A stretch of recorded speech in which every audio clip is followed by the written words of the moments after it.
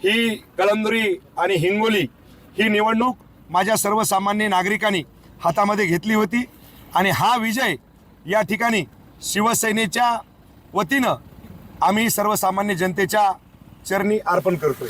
बरं साहेब, दोन ठिकाणी विजय झालेला आहे। हिंगोलीमध्ये तुम्ही ताकद लावली होती, तुमची भाऊजई उतरवली होती निवडणुकीमध्ये आणि तिकडे तुमचे प्रिय सहाय्यक होते आणि आज विजय साजरा केलेला आहे। काय भावना काय?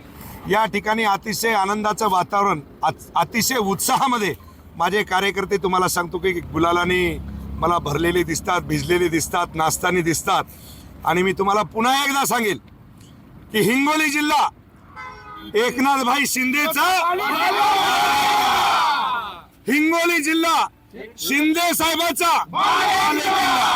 आणि जे विरोधक होते ते साहेब तुम्हाला निस्त्याच बेंडकोळा नाही, उभाटाचं काय झालं? उभाटा काय झालं?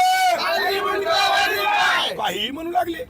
अरे कशाला नादी लागायले? कोणाचाही नाद करायचा पण शिंदे साहेबाचा नाद करायचा नाही, ध्यानात ठेवा। ज्यानं ज्यानं शिंदे साहेबाचा नाद केला त्याचा सत्यानाश झाला। तुम्हाला रोखण्यासाठी भाजपला पुरी तयारी केली होती, जोरदार। मला रोखण्यासाठी कुणीही जर उतरलं असतं तर या ठिकाणी तुम्हाला सांगतो की ही निवडणूक माझ्या सर्वसामान्य नागरिकांनी हातात घेतली होती, त्याच्यामुळे माझी लढाई कुणाशीच नव्हती। मी पहिल्यापासूनच म्हणलो हिंगोली शहरामध्ये 11,400 किती 11,400 ची लीड आहे।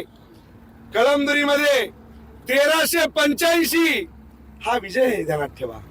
हा एकतर्फी विजय आहे। 50% सगळे आणि 50% फक्त शिवसेना, या पद्धतीचा विजय माझ्या सर्वसामान्य शिवसैनिकांनी या ठिकाणी दिलेला आहे। मुख्यमंत्र्यांची सभा झाली होती अक्षरशः हिंगोलीमध्ये, तरी सुद्धा दोन्ही जागा निवडून आल्या, काय सांगाल? या ठिकाणी मी एवढंच सांगेल की मुख्यमंत्री साहेबाचं काम केलं, त्यांच्या पद्धतीने त्यांनी सभा घेतली।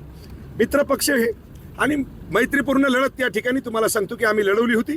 या ठिकाणी माझ्या सर्व शिवसैनिकाचा विजय घवघवीत झालेला आहे। महायुतीच्या नेत्यांनी तुमच्यावर आरोप मोठ्या प्रमाणात केले होते। एक ध्यानात ठेवा, मी पहिल्यापासूनच सांगतो निवडणूक म्हणल्याच्या नंतर आरोप प्रत्यारोप हे होत असतात आणि शिवसेना संतोष बांगरला याचा कुठल्याही प्रकारचा फरक पडत नाही, कारण की हिंगोली जिल्ह्यातली ही मायबाप जनता 100% एकनाथ भाई शिंदे यांच्या पाठीमागं आहे। बोगस नोटा आणल्याचा पण आरोप झाला होता। आहे, काही म्हणत असतात, ध्यानात ठेवा।